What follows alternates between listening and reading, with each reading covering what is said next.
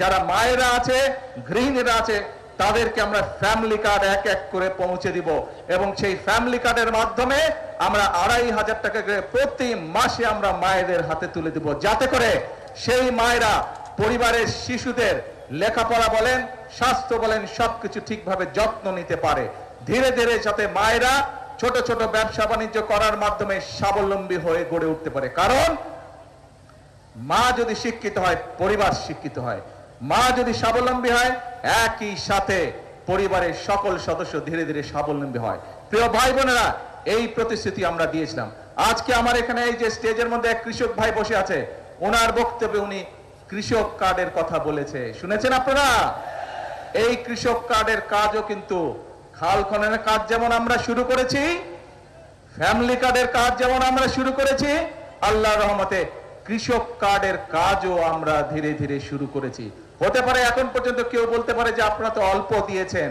হ্যাঁ, আমরা কাজটি শুরু করেছি, সরকারের কাজ ধীরে ধীরে এগোয়। কারণ এই যে সামনে বাজেট আছে, এই বাজেটে আমরা ফ্যামিলি কার্ড এবং কৃষক কার্ডের জন্য অনেক বেশি বরাদ্দ রাখবো।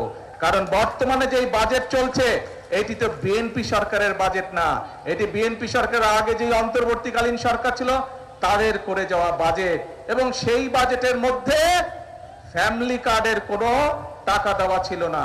সেই বাজেটের মধ্যে কৃষক কার্ডের জন্য কোনো টাকা দেওয়া ছিল না। সেই জন্য ইনশাল্লাহ এবার আপনাদের সরকারের বিএনপি সরকার বাজেট তৈরি করছে এবং সেই বাজেটের মধ্যে ফ্যামিলি কার্ডের জন্য বরাদ্দ রাখা হবে, সেই কার্ডে কৃষক কার্ডের জন্য বরাদ্দ রাখা হবে কৃষক ভাইদের জন্য। আমরা চাই মায়েরা যেমন স্বাবলম্বী হবে, আমাদের দেশের কৃষক ভাইরাও স্বাবলম্বী হবে। সেই জন্য কৃষক কার্ডের মাধ্যমে প্রতি বছর যাতে কৃষক ভাইদের যে সার, কীটনাশক, যেসব বীজ, ফসলের বীজ, এগুলো কিনতে যেই টাকাটির প্রয়োজন, তার একটি অংশ আমরা সরকারের পক্ষ থেকে ফ্যামিলি কার্ডের মাধ্যমে কৃষক ভাইদের হাতে পৌঁছে দিব, যাতে করে তাদের জন্য সমস্যা না হয়।